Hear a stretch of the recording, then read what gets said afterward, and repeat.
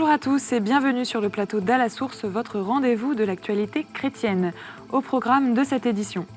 En France, les débats se poursuivent à l'Assemblée nationale sur le projet de loi bioéthique. Et puis nous sommes allés à la rencontre des associations qui se mobilisent contre ce projet de loi. Reportage dans ce journal. Nous reviendrons également sur le programme du très attendu voyage du pape François au Japon. Enfin, dans notre dossier, nous parlerons de la manifestation des opposants à la loi de bioéthique prévue ce dimanche 6 octobre. Faut-il manifester ou non? Pourquoi y aller? Avec nous pour en parler, Louis Dauphren, rédacteur en chef de Radio Notre-Dame, et Dominique Grener, prêtre et rédacteur en chef de La Croix. On les retrouve tout à l'heure. Et on commence ce journal avec la bioéthique. Les débats se poursuivent ce jeudi à l'Assemblée nationale. Hier, mercredi 2 octobre, l'article 3 du projet de loi a été voté. Il permet aux enfants nés par PMA avec don de gamètes d'avoir accès à des données identifiantes du donneur à leur majorité. Concrètement, cela signifie que les enfants pourront connaître l'âge ou les caractéristiques physiques du donneur et, dans certains cas, son identité complète. Une mesure qui, bien que légitime, risque de redoubler le problème de la pénurie des gamètes. En jeu également la question de la filiation. Elle était au centre des débats dans l'hémicycle ce mercredi. Nous avons sélectionné quelques extraits pour vous. On les écoute. Vous niez le fait qu'il ne puisse pas y avoir d'impact psychologique. Vous venez clairement, en demandant la levée de l'anonymat, de reconnaître que pour l'enfant qui est élevé dans un couple de femmes, il va y avoir cette demande et donc par conséquent, il y a des questions qui se posent. Et donc, quelque part, vous êtes face à une contradiction évidente. Lever l'anonymat sur le don de gamètes, c'est bien reconnaître qu'à côté de la filiation sociale que vous êtes en train d'établir, il y a une filiation biologique qui ne peut pas être réduite. En rien, un donneur de gamètes n'est un père. En rien. Vous avez parlé père biologique, filiation biologique, père... Non, un donneur de gamètes est un donneur de gamètes. Voilà. Il est dans la loi, il le sera dans le Code de la santé publique, il n'ouvre aucun droit, aucun devoir. Il est un donneur de gamètes. C'est juste, voilà, ma contribution.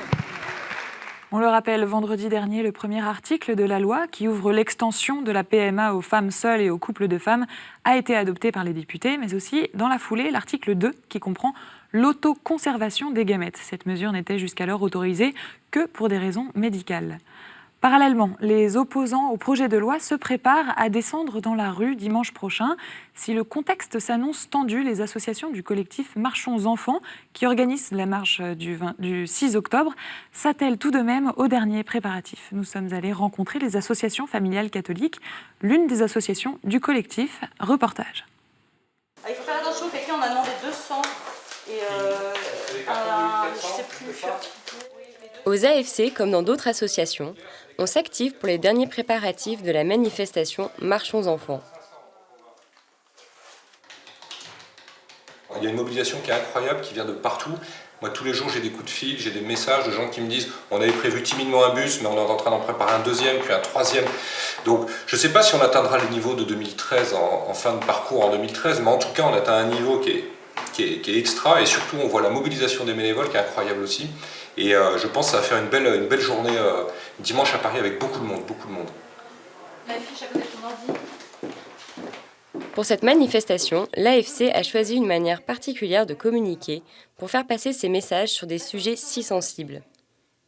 Nous avons utilisé des dessins humoristiques pour leur transmettre des arguments de manière un peu décalée et faire un peu de buzz sur les réseaux sociaux. Et nous allons aussi les imprimer pour la marche de dimanche prochain. 400 panneaux se promèneront dans la rue.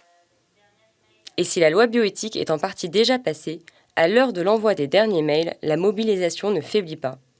Et puis à Rome, au Vatican, nous en avons appris un peu plus sur le prochain voyage du pape François en Thaïlande et au Japon.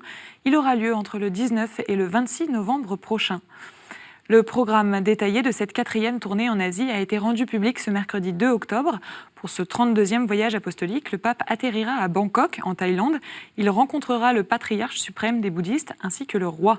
Et puis au Japon, le Saint-Père se rendra dans les 2 villes dévastées lors de la Seconde Guerre mondiale, Nagasaki et Hiroshima. Il ira ensuite à Tokyo pour rencontrer l'empereur ainsi que les victimes du tremblement de terre de 2011. Nous avons rencontré Makoto Shiba, un membre de la communauté japonaise installé à Paris. Il nous a fait part de ses attentes sur ce voyage. Par rapport à la population, on est que moins 1% de chrétiens catholiques.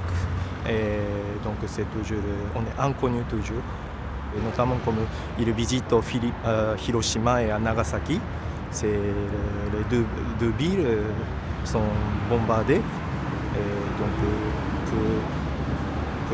que manifester la paix et la réconciliation au monde, je crois que c'est très important. Et même tous les journaux japonais racontent ça. Toujours à Rome, le synode sur l'Amazonie se prépare. Cette assemblée d'évêques à laquelle sont conviés divers invités se tiendra du 6 au 27 octobre 2019 sur le thème suivant « Amazonie, de nouveaux chemins pour l'Église et pour une écologie intégrale ». Une conférence de presse avait lieu ce jeudi au Vatican, l'occasion pour le cardinal Baldisseri, secrétaire général du synode, de réaffirmer les grandes lignes de cette assemblée. On en écoute un extrait. L'Assemblea speciale è una tipologia di sinodo convocata per trattare materie che riguardano maggiormente una o più aree geografiche determinate. Ma anche se si focalizza l'attenzione su un territorio specifico, ogni sinodo riguarda sempre e comunque la Chiesa universale. Per questo motivo la fase celebrativa viene tenuta qui a Roma, sede del successore di Pietro e non in qualche luogo della regione panamazzonica. A questa assemblea partecipano tutti i vescovi ordinari e ausiliari delle circoscrizioni ecclesiastiche amazzoniche o che hanno un territorio amazzonico e i presidenti delle conferenze episcopali interessate. Quindi, a differenza delle assemblee generali ordinarie e straordinarie, non si tratta di una rappresentanza parziale dei vescovi. Sono convocati tutti i presoli della regione, facendo risaltare in questo modo la collegialità, carattéristique peculiare dell'istituzione synodale. Et puis, dans ce journal également, nous revenons sur la colère des policiers. Ils étaient plusieurs milliers à manifester ce mercredi dans les rues de Paris à l'appel de nombreux syndicats de police, dénonçant des conditions de travail de plus en plus dures, mais aussi un malaise de l'institution et une hausse des suicides au sein de la profession. Nous avons contacté le père Claude Sirvent, l'aumônier national de la police. Il est prêtre donc, mais il a aussi été policier et ce pendant plus de 30 ans. Il nous fait part de sa colère. On l'écoute. On voit bien qu'on a vécu une année extraordinaire avec le mouvement des Gilets jaunes. Ils ont été sur le pont tous les samedis. Donc, ce qui fait qu'aujourd'hui, ils sont épuisés. Ils sont vraiment épuisés dans une société qui est extrêmement violente. Donc, ces hommes et ces femmes, ils font face à eux-mêmes, font face à leurs faiblesses, à leur fragilité. Et aujourd'hui, ils en sont pour certains et certaines à se donner la mort. 52 suicides au 3 octobre, c'est une honte. L'an dernier, il y en avait 35. Alors, ce n'est pas une question de comptabilité, mais 52, c'est insoutenable. Ils ne sont plus soutenus comme ils doivent être. J'allais dire, il y a quelques jours, on les a traités de barbares. Non, ce ne sont pas des barbares, ce sont des hommes et des femmes qui font un travail extraordinaire pour le maintien de la paix, pour que les uns et les autres puissent vivre en paix. Mon travail aujourd'hui, moi, c'est de les soutenir totalement et d'être auprès d'eux et de tenter tant bien que mal d'apporter une parole de consolation puisque cette parole, ils ne l'ont pas de la part des autorités. Donc c'est à nous, l'Église catholique, d'apporter cette consolation au nom d'un autre, au nom d'un plus grand amour qui lui aussi est allé jusqu'à la croix. Donc c'est là mon rôle, c'est là ma fonction et c'est là ma mission et c'est là la mission de l'Église. Et je sais que l'Église aime la police, aime les policiers. Un peu d'actualité médiatique à présent. Demain, vendredi 4 octobre, dans vos kiosques, un nouveau magazine lancé par la rédaction du journal La Croix fera son apparition. Pour vous en donner un aperçu, nous avons rencontré la rédaction au moment de la réception de leur tout premier numéro. Le reportage de notre journaliste Sophie Duchella. Ils ne sont pas peu fiers de le feuilleter. Ce petit nouveau tout juste sorti de l'imprimerie, c'est l'Hebdo. Il aura fallu 3 ans pour créer ce magazine de 68 pages qui va chaque semaine prendre davantage de temps pour analyser l'actualité. Et pour imaginer l'Hebdo, la rédaction a souhaité d'abord faire appel aux premiers concernés, les lecteurs. On a fait 10 numéros tests, 10 numéros 0, et chacun de ces numéros tests et ces numéros 0 a été envoyé. Alors à la fin, on avait presque 800 lecteurs-testeurs. On s'est rendu compte que plein de gens nous disaient « mais finalement, cette actualité, moi j'en fais quoi ? Je me sens complètement impuissant face à ce tourbillon, à ces catastrophes. On pense que les gens, ils ont aujourd'hui besoin de rencontrer l'autre, d'entrer dans des vies, d'échanger des témoignages, et puis surtout de se rendre compte en quoi cette actualité, qui nous arrive par les réseaux sociaux, par Internet, tout ça, les concerne eux. Pour séduire un public notamment plus jeune, épuisé par l'instantané, tous les talents de Bayard ont été réunis pour concevoir ce magazine, du choix des sujets traités à l'importance de la charte graphique et de l'illustration.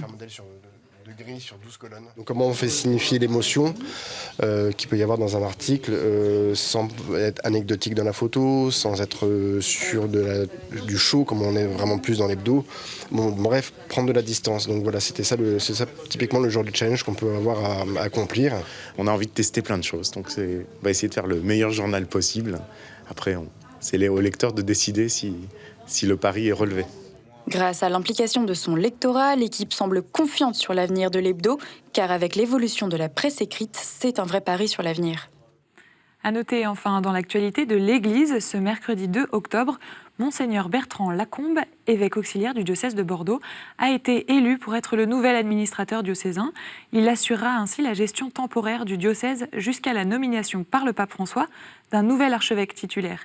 Cette élection intervient en effet à la suite de la démission de Monseigneur Jean-Pierre Ricard, archevêque de Bordeaux. Et puis, pour finir, nous partons en direction de Lourdes. Comme chaque année depuis 1908, le pèlerinage du Rosaire, organisé par les Dominicains, a lieu à l'automne. Commencé ce mercredi 2 octobre, le pèlerinage se déroule jusqu'à samedi prochain. Pour cette édition 2019, plus de 20 000 pèlerins se sont retrouvés dans le sanctuaire. Parmi eux, près de 2000 malades. Voilà pour les actualités retenues ce jeudi. Tout de suite, c'est la chronique du Père Vénard. Il nous parle cette semaine des chrétiens et de la manifestation contre le projet de loi bioéthique prévu ce dimanche à Paris.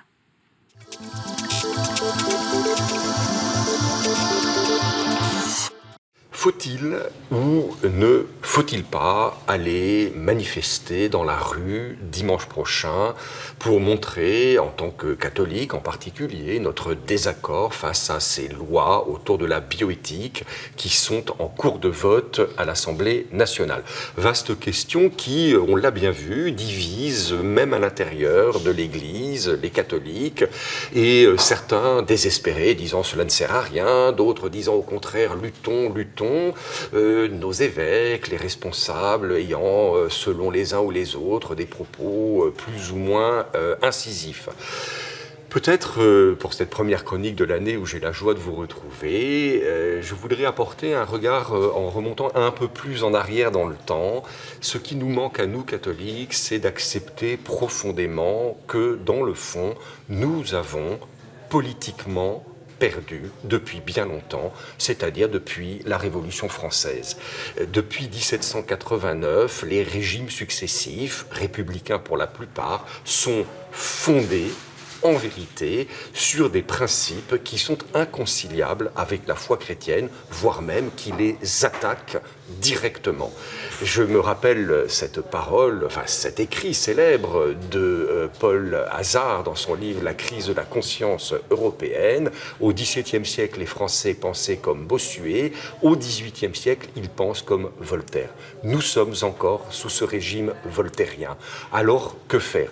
Agir selon sa conscience, bien sûr, manifester ou non selon sa conscience. En tout cas, ce qui est certain, c'est que nous sommes invités, par l'Écriture sainte elle-même, à prier pour nos gouvernants, à prier peut-être encore plus en ce moment. Prier pour eux, cela ne veut pas dire que nous soyons d'accord avec eux, cela ne veut même pas dire que nous ayons à trouver des compromis, et sûrement pas des compromissions. Merci Père. Tout de suite, c'est la revue de presse.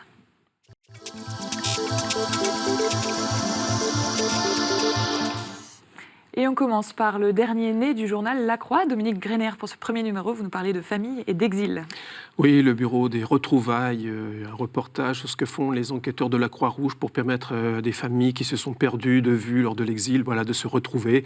Donc avec tout le travail de ces enquêteurs et aussi de l'émotion lorsqu'il est possible de permettre à des familles de se retrouver. Et on poursuit avec Famille chrétienne qui propose de revenir sur la controverse engendrée par le synode sur l'Amazonie avec un dossier sur la proposition d'ordonner les hommes mariés. On retient également cette semaine l'enquête sur la mission d'information parlementaire pour lutter contre les thérapies de guérison des personnes homosexuelles. Le magazine Réforme revient sur l'événement médiatique engendré par la mort de Jacques Chirac à travers un entretien avec le journaliste Alain Duhamel. Dans son édito, Samuel Amédro déclare, je cite, « rester songeur devant le martèlement de la même information entraînant de facto l'exclusion de toutes les autres ».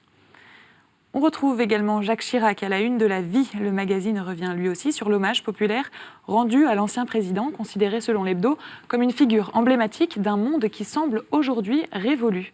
Autre sujet abordé dans La Vie, le parallèle entre les deux synodes à venir, celui de l'Amazonie et celui sur l'Allemagne. Le Pèlerin rend lui aussi hommage à Jacques Chirac. On retrouve également dans ce numéro un entretien insolite avec Jamie Gourmaud, le célèbre animateur de l'émission C'est pas sorcier, qui annonce une nouvelle série intitulée Le monde de Jamie sur France 3.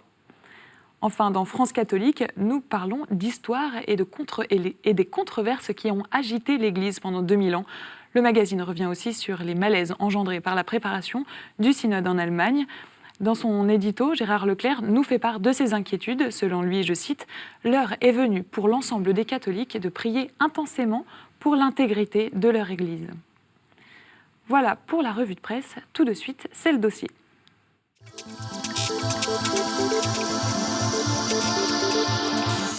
Et dans ce dossier, on revient sur le projet de loi bioéthique et plus particulièrement sur la prochaine manifestation organisée par les opposants au projet de loi. Avec nous sur ce plateau, Louis Dauphren de Radio Notre-Dame. Bonsoir Louis. Bonsoir. Et Dominique Greiner de La Croix. Bonsoir Dominique. Alors pour commencer ce dossier, une première question. Déjà, est-ce qu'il faut aller manifester ou non dimanche prochain selon vous ? C'est sûrement pas un journaliste de se prononcer là-dessus. Je crois que c'est un peu la position des médias. Voilà, nous sommes là pour aider les gens à prendre des décisions en conscience.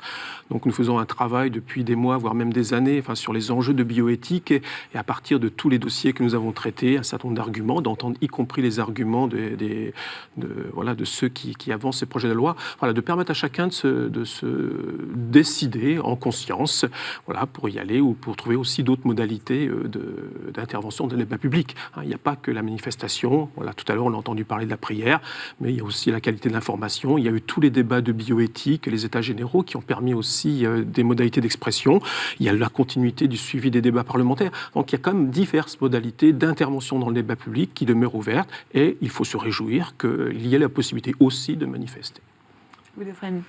Oui, je partage exactement ce point de vue. Nous avons essayé nous-mêmes de faire la même chose, c'est-à-dire de faire entendre les arguments différents. Je pense à cette semaine où Jean-Louis Touraine a pu s'exprimer sur nos ondes pendant 40 minutes, Pascal Morinière des AFC également. Demain, nous aurons une émission consacrée à l'idée de savoir s'il faut manifester ou pas, avec les organisateurs de la manifestation notamment. Et puis lundi, nous ferons évidemment le bilan avec eux pour savoir si ça a été un succès ou un échec. Donc on est sur cette ligne de savoir, d'évaluer, d'analyser froidement les choses. Nous irons évidemment à la manifestation, enfin moi j'irai à titre journalistique forcément pour voir comment ça se passe et puis évaluer vraiment ce dont il est question. Au-delà de ça, je trouve que la chronique du Père Venard que vous avez diffusée est intéressante, rien dérangeante. Le fait de faire remonter finalement ce qui se passe aujourd'hui à la Révolution n'est pas inintéressant. La Révolution n'est pas terminée peut-être. C'est ce qui semble dire. Et le fait que les catholiques aient perdu politiquement, ça je pense c'est une prise de conscience qui peut-être a lieu en ce moment mais qui est très très tardive parce qu'en réalité ils ont perdu déjà il y a très très longtemps. Et donc à voir comment traduire cela. Est-ce que c'est par la manifestation? Est-ce que c'est par une prise de conscience? Je ne sais pas laquelle. Mais en tout cas, il y a un travail sur... moi, c'est ce que je dirais, par exemple, de l'entretien avec Jean-Louis Touraine. On voit très bien qu'il y a un agenda sur ces questions-là qui remonte, qui est très, très... il y a une maîtrise parfaite de la pensée et de l'agenda. Et donc aujourd'hui, on découvre, semble-t-il, qu'il y a tout un projet qui va nous emmener très loin. Alors après, est-ce qu'il faut manifester ou pas? C'est l'un des aspects de la mobilisation, mais peut-être d'une prise de conscience plus profonde. Alors vous parlez de prise de conscience. Derrière cette idée de manifester ou pas, il y a aussi la question de l'utilité. Effectivement, on parle du fait que les chrétiens ont peut-être perdu le débat en politique. Est-ce que ça sert encore aujourd'hui à quelque chose d'aller manifester, de descendre dans la rue? Peut-être qu'il ne faut pas parler simplement en termes d'utilité. Je crois que c'est aussi marquer la vitalité d'une société civile. Enfin, il faut se réjouir quand des gens disent on proteste de manière pacifique. Voilà, c'est aussi une vitalité de gens qui sont informés. C'est aussi une vitalité, un intérêt pour la chose publique. Enfin, je crois que c'est aussi on peut envisager ça d'une manière très très positive. Puis dans le même temps, il faut reconnaître que laisser ouvert la décision des uns et des autres, c'est reconnaître un pluralisme au sein du catholicisme. On parle des catholiques ou du catholicisme. En fait, c'est une pluralité de familles, de modalités d'action, de réflexion. Et donc, tant mieux si les gens peuvent se décider en conscience et faire valoir ce qu'ils pensent le meilleur à partir de ce qu'ils ont acquis comme connaissance sur ces dossiers. C'est vrai que les catholiques, en tout cas, sont descendus dans la rue pour la plupart au moment des manifestations. Des catholiques. Des catholiques. Est-ce que justement, vous parlez de ça, je me permets de rebondir dessus, est-ce qu'on n'a pas peur un peu, vos auditeurs et vos lecteurs n'ont-ils pas peur d'être un peu stigmatisés ? Je ne pense pas que ce soit en termes de stigmatisation. C'est vrai qu'il reste que les débats sur le mariage entre personnes de même sexe a laissé des blessures dans les communautés chrétiennes qui sont sortis un peu divisés et blessés par ce qui s'est passé. Et je pense qu'il y a comme un effet mémoire là-dessus, et on n'a pas voulu que les communautés chrétiennes soient des lieux d'affrontement. Voilà, il y a un lieu où on a envie de partager une foi, on a envie de vivre la communion, et sûrement qu'il reste quelque chose des débats du mariage entre personnes de même sexe, et qui fait qu'aujourd'hui on est peut-être beaucoup plus prudent dans les modes d'expression et dans les appels à prendre une place dans la rue. Je crois qu'il y a quand même il y a un effet mémoire de ce côté-là. Ça divise, incontestablement, l'effet mémoire, il joue. Nous, je dirais que la tonalité des réactions qu'on peut avoir sur ces débats, c'est quand même globalement, pour une radio comme la nôtre, une inclination favorable à l'idée d'aller manifester. Et quand même une bonne proportion de personnes qui souhaitent qu'on continue à poser les bonnes questions sur ces sujets et ne pas raisonner de manière clivante. Je crois que vraiment l'écueil, c'est de s'engager dans un militantisme un peu stérile. Et donc de donner la parole à toutes les souffrances qui peuvent aussi s'exprimer, qui sont sous-jacentes dans ce type de débat. En particulier, moi je suis étonné de voir quand même, c'est peut-être un regret, de voir qu'on a deux rhétoriques qui s'opposent, le désir d'enfant, le droit à l'enfant, qui n'arrivent pas en fait à se parler. En réalité, vous avez deux discours qui ne se parlent pas. Et qui ont certainement des légitimités, l'un comme l'autre, mais qui ne se rencontrent pas. Et ça, c'est le travail d'une radio comme la nôtre, de journalistes, de voir comment on peut essayer de faire se parler des personnes qui ont des positions ou des aspirations différentes. Est-ce que c'est pas un petit peu ça le problème, justement, le fait d'être audible, de faire passer un message ? On va avoir la question des slogans aussi, la manifestation, d'être entendu, en fait. Est-ce que je pense qu'ils sont très vigilants sur les slogans, à mon avis, sur ce qui pourra être vu, dit. Là, je ne sais pas comment. Ça semble être une mobilisation un petit peu différente de 2013, dans la mesure où il s'agit bien d'une sorte de collectif ou plutôt de label, et les associations gardent leur indépendance. C'est-à-dire qu'il n'y a pas de pilotage central de cette manifestation. Elles se sont déjà entendues, ce qui est déjà pas mal, parce que malgré tout, il y a quand même aussi des boutiques, si je puis dire. Et comment chacun va pouvoir prendre la parole, sachant qu'il y a des associations catholiques, puis d'autres qui ne le sont pas. Il n'y a pas que des catholiques qui manifestent dimanche. Il y a des personnes, nous on a des échos de personnes qui ne sont pas du tout catholiques, qui iront manifester pour des raisons qui sont tout à fait étrangères à la foi. Alors, est-ce qu'il n'y a pas une forme de découragement et de fatigue aussi ? Les catholiques ne sont pas forcément entendus, on va descendre dans la rue peut-être pour rien. On peut parler de découragement, selon vous ? Je ne sais pas s'il y a du découragement. Enfin, moi, je sais plus. Ma préoccupation, c'est de se dire, c'est vrai qu'on focalise la manifestation de dimanche sur la question de la PMA. Les enjeux autour des révisions des lois de bioéthique sont fondamentaux. Enfin, ils touchent au futur de la santé. Et donc, moi, je me sens concerné d'abord par ça.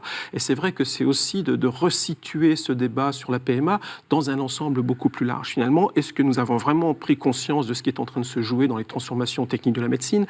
Est-ce que nous avons pris conscience des enjeux économiques qui sont derrière. Donc il y a des enjeux politiques, il y a des enjeux économiques, il y a des enjeux... on met beaucoup l'accent sur la question du père, tant mieux, mais c'est vrai qu'on accentue davantage la dimension psychologique, enfin c'est l'argument... Alors qu'il y a des enjeux derrière qui sont en train de se définir. Vous évoquiez le programme de Touraine. Donc on voit bien qu'il y a des agendas où on rencontre des intérêts économiques, des intérêts politiques, des intérêts individuels, des intérêts électoraux. Et c'est peut-être prendre conscience de la complexité de ces enjeux. La médecine de demain, qu'est-ce qu'elle sera, au service de quoi, de quel projet, quelle société, pour quels hommes, pour quelles femmes, pour quels enfants. Je pense que la mobilisation, elle a du sens si elle nous ouvre à ces problématiques d'ensemble. Ludefred, un petit mot peut-être pour conclure aux manifestants qui se posent encore des questions. Oui, en fait, ce sera un marathon parce que, semble-t-il, ça va durer quand même un certain temps. Ça ne sera pas adopté sans doute avant l'été prochain. Donc là, ce qui va se jouer, c'est un début de mobilisation. On va comparer évidemment avec 2012, de voir s'il y a un début de dynamique qui va s'enclencher. Donc il joue quand même gros dimanche pour voir si ça va tenir la durée et si ça va enclencher vraiment un cycle mobilisateur. C'est ça vraiment qu'on va devoir analyser lundi matin, plus d'ailleurs que dimanche, parce que généralement les chiffres, on les a plutôt lundi matin que dimanche. C'est ça qui va être intéressant. Est-ce que ça sera un bon début pour eux ou est-ce que ça va être un bide, un échec total? Donc c'est pas si simple de voir les choses parce qu'au début de 2012, la suite n'était pas non plus écrite. Ça s'est aussi écrit au fil d'une persévérance, d'une forme de persévérance. Donc on va voir s'ils persévéreront après dimanche. Et on va se quitter sur ce dernier mot de la fin, la persévérance. Merci à tous les deux d'être venus sur ce plateau. Et merci à tous de nous avoir suivis. C'est la fin de cette émission. Vous pouvez nous retrouver sur notre nouveau site internet avec toujours la même adresse www.ktotv.com. N'hésitez pas non plus à réagir sur les réseaux sociaux avec le hashtag #AlaSource. On se retrouve mardi prochain. Excellente soirée sur KTO.